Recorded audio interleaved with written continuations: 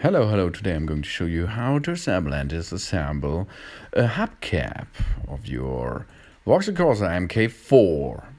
To disassemble your hubcap, hold your hubcap on the right and on the left side and pull balanced the hubcap out of its position.